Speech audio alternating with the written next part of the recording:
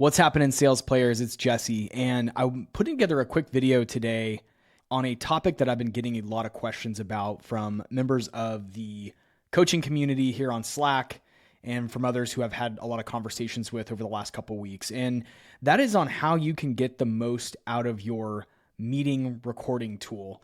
It might sound like a pretty obvious topic, but we're going to get into some very specific tips. I've got 5 tips for you today for improving and getting the most out of your meeting recording tool. And let me jump to the next slide here so you can see an example of what I'm talking about. If you're listening, I'll read off some of these logos. You probably already have some form of meeting recording tool in your tech stack as a seller or as a BDR even. And the main ones, the ones you hear about the most, are going to be Gong, Chorus, and then Clary. Those are more geared towards larger teams that have, lots of sellers, lots of sales reps, larger teams that want to capture a lot of data. I've used all these tools, by the way. So everything you see here on the screen is a tool that I have personally used for sales meetings. And from my perspective, they functionally do essentially the same thing. However, you are going to get more out of something like Gong or Chorus, where they're going to capture a lot of insights. Clary is also really great for tying it back to your specific deals and the deals on your team's pipeline. So there's some nuances, there's some differences between each of these. Obviously, people in my comment section are going to say that I can't compare Gong to something like Firefly's AI. But you might have something like Gong, Chorus, Firefly's AI, Clary. I have right here in the center of the screen Fathom, which is a partner to the Sales Players podcast. So if you don't have a tool already, if you're not using one of these, go check out Fathom. It's free, and it's actually a really incredible tool for getting started. Again, it's not going to be quite the same thing as Gong, where it's got this just super robust metrics and analytics side of it or a coaching aspect to it, but it's very good at summarizing your meetings and shipping off that summary to both parties if you configure it that way. So highly recommend. They're a partner to the show. I'm going to put a link in the show notes to go get set up with Fathom for free. So these are some examples of the tools. You probably already have one of these in your stack. If you don't, go get one or get out of that company, because they should absolutely be investing in this type of product. This is really, this type of technology is a game changer. It's probably one of the most revolutionary things that's happened to selling since, the phone or Sales Navigator or something like that, right? It's pretty important and kind of a game changer. Early on in my career, you could record calls, but not really well. You might record them on your meeting bridge. So before Zoom was really popular, there was like a company called Join.me, and there was like Citrix. I don't even remember what it was called.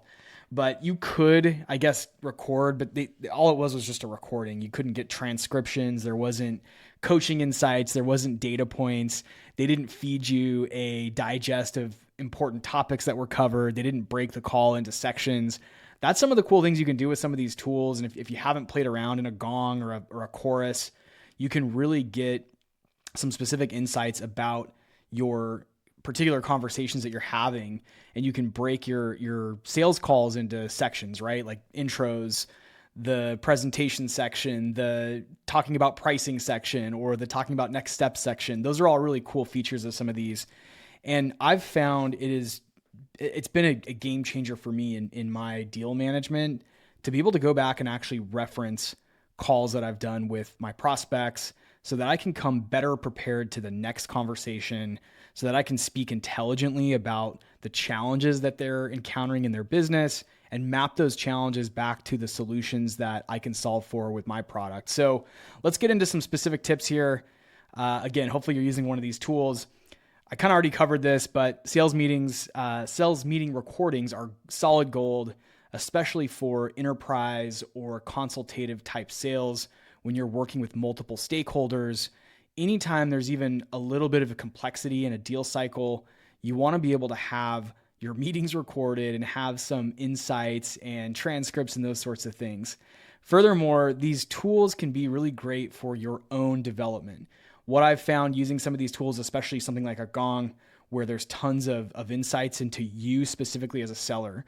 And some examples of that I'll get into here in a second, but just off the top of my head, there's like an insight on how long it takes you to respond to someone after they're done talking, or how long it takes you to say, specific buzzwords or things like that, or how you approach certain things. I know they can be trained with AI, and you can pick up competitor insights and all kinds of interesting things, but these are really an important part of doing consultative selling. And so if you are in an enterprise or strategic selling role, or even a mid-market selling role where you've got multiple stakeholders, multiple decision makers, and different parties that have to evaluate something before they purchase, you're going to want to make sure you're recording your meetings, and these tips are going to be pretty helpful for you. So let's get into it. Tip number 1, always go back and listen to your discovery, demo, pricing calls, proposal review calls, touch base calls, et cetera, right? This one might seem pretty obvious, but you'd actually be surprised that I work with a lot of people. I've met a lot of people that don't ever go back and listen to their call recordings.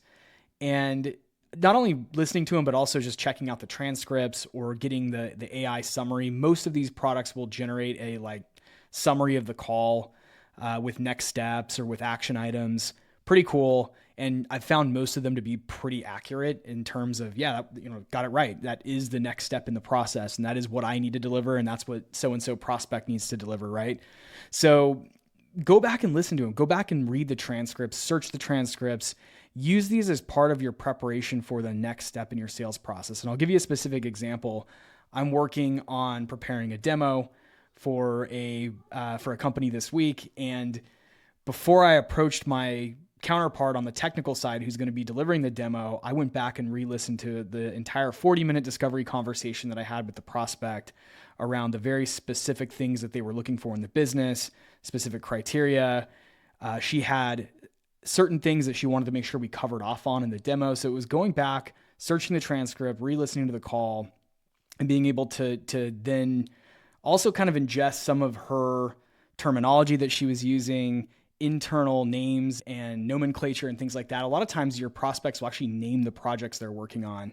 They might call the project something like Operation XYZ.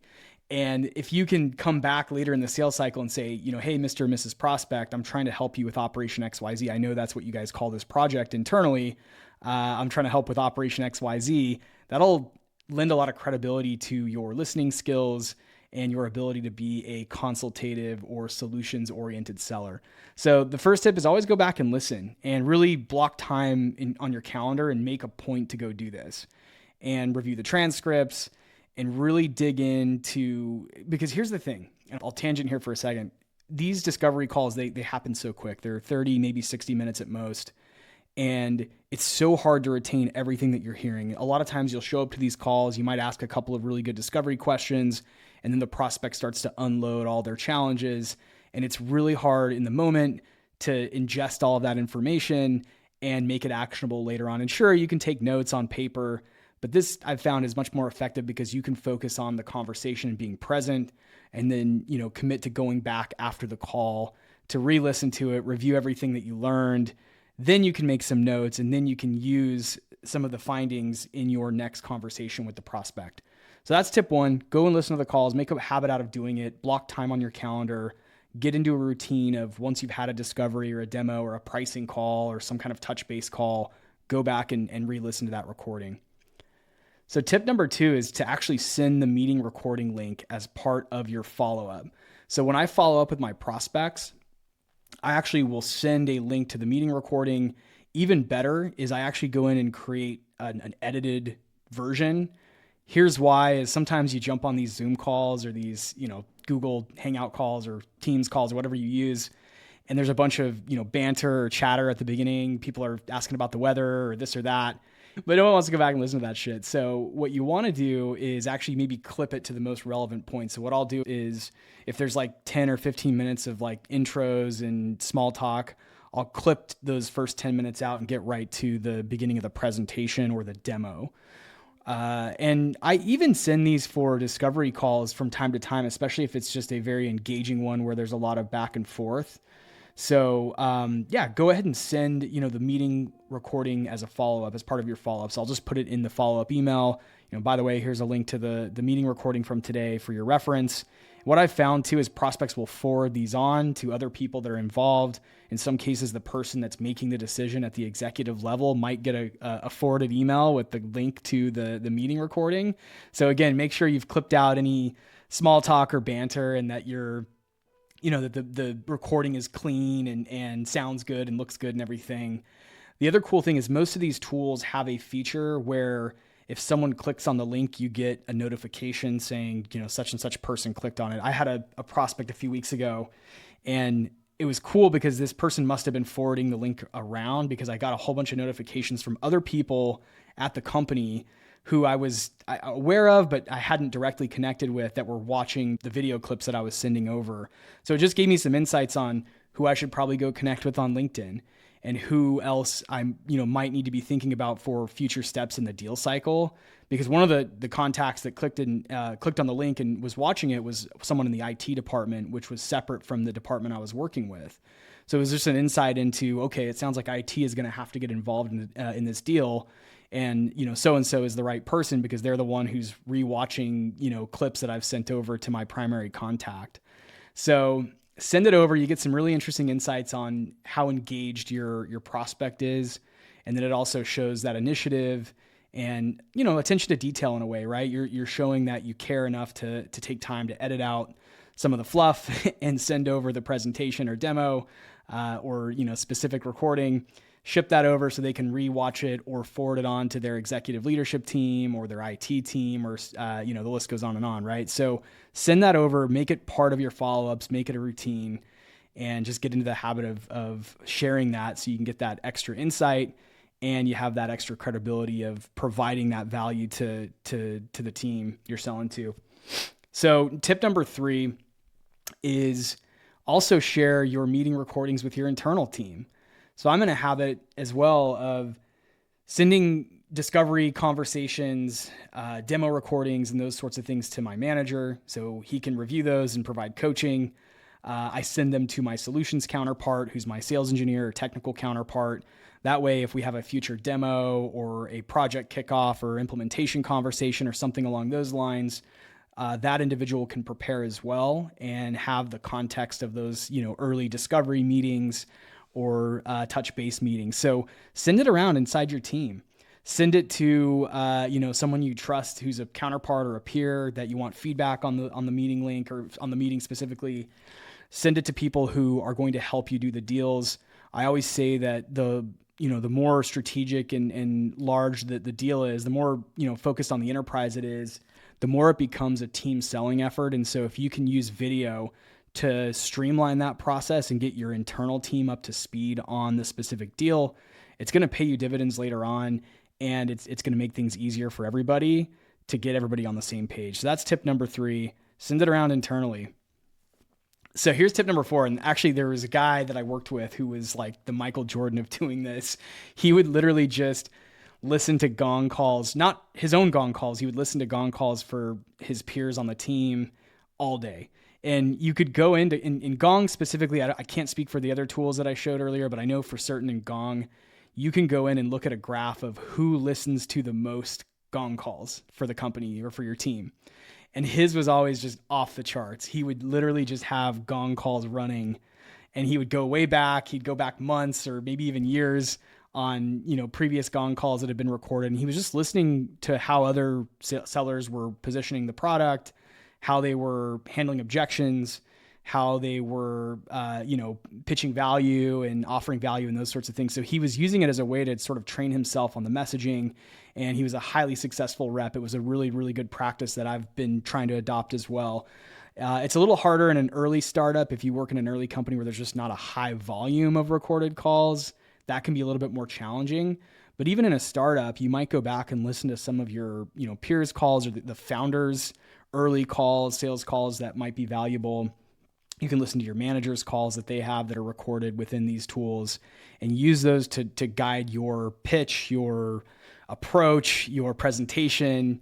Ultimately, this is going to help you get better at, positioning your product and pitching your solution. So go check out your peers' calls. It's usually possible. I know for sure in Gong and Chorus, you can do this. I can't speak for all the other tools, but I'm pretty certain you can go and at the team level access other calls that have been recorded across the country or across the globe on your sales team.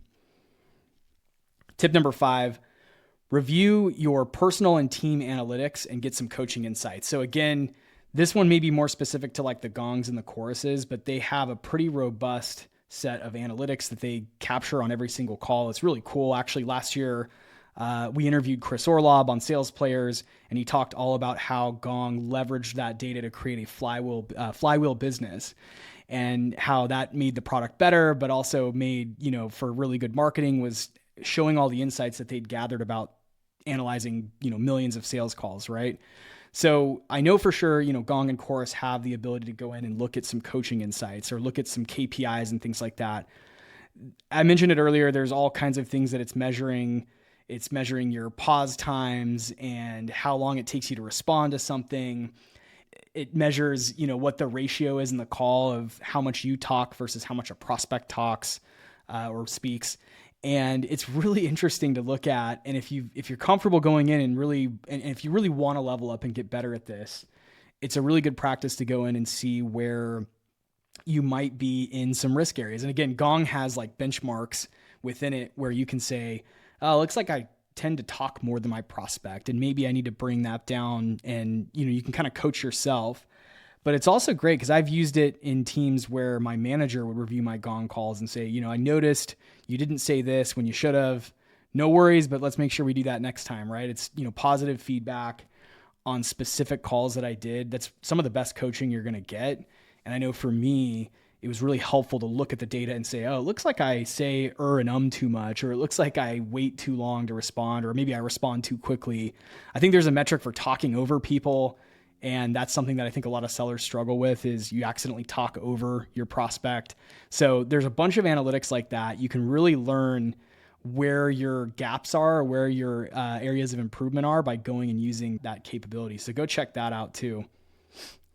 Tip number 6, I alluded to this earlier, but just to go into more detail, splicing your recordings down into short form videos and then actually dripping those out to your prospects over a longer time span is a super valuable technique. It's a great way to follow up rather than following up with an email and saying, hey, I'm just checking in.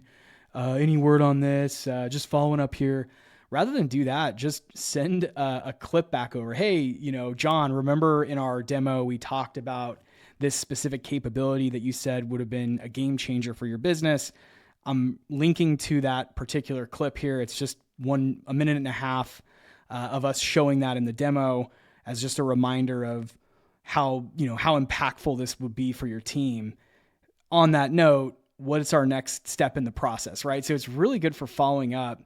And then the other thing I've found is when you are doing more complicated deals with lots of stakeholders, lots of decision makers or evaluators that are in the mix, it can be really helpful to have little video clips or micro clips of your meetings, so you can send those over to the new stakeholders that get introduced into the process. Typically in an enterprise deal cycle, you're working with some main point of contact, but at some point, your IT team might have to get involved, your InfoSec team, your security team gets involved, the legal team or the procurement team get involved.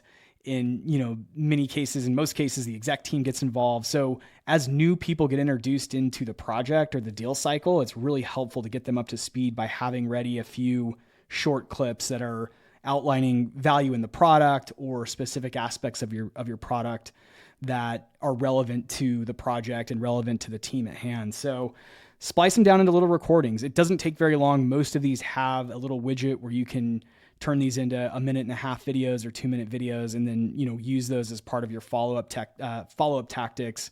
And then as you introduce new people into the mix, it makes that process a lot faster and more streamlined. That's number 6. Tip number 7, always review the key meetings for pain, compelling events, company nomenclature, and even body language. This list could go on and on and on, right? It's going back and using these calls as a way to almost slow down time, right? In a deal cycle. Sometimes these move really quickly, but what you can do is you can sort of hack that by having these meeting recordings, going back and watching it. How did people respond to when you delivered pricing, for example? That's always one of my favorite examples, is when you put the number up on the screen on your pricing proposal, Did people roll their eyes? Did they look scared? What was their body language when that was happening? What terms and internal speak did they use? I mentioned earlier, like sometimes they call evaluations by a specific project name. Look out for those sorts of things. Maybe they mentioned a specific deadline and you might have missed it in your discovery call, right? Maybe they said, we have to do this by July 1st or else ... right? So listen for those compelling events, company terminology. I also listen for names. I was on a call recently where someone said, oh yeah, so-and-so is going to have to get involved. Jane and John will have to get involved and Steven's going to have to get involved. And I was like, okay, I don't have to write all these down, but I've got these now recorded and I can go back after the meeting and do some research on Sales Navigator and see, who is Steve? Who would Steve be? And that way I can start to map the org out a little bit and build an org chart around my deal. Okay, it sounds like Steve, John, and Jane are all going to be involved at some point. How do I now begin to position myself as someone who can help those people as well? So review your meetings, look out for those signals. A lot of times you'll miss buying signals in the moment because you're so focused on having the conversation with the prospect that you're tuning out some of those signals or you're tuning out some of those clues. So the great thing about recording your meetings is you can go back, re-listen to those, look for those things, search those things in a transcript, or even, again, most of these tools have like an AI feature that can help you sift through things, and that will help you run a more effective meeting in the future. And again, the more you can speak your buyer's language and use their own terminology, their own nomenclature, the more credible you're going to come across to them, the more trustworthy. And honestly, they're going to say, this person listened. They get it. They understand our business. So we're going to select them as the vendor partner for this. That's how this all works.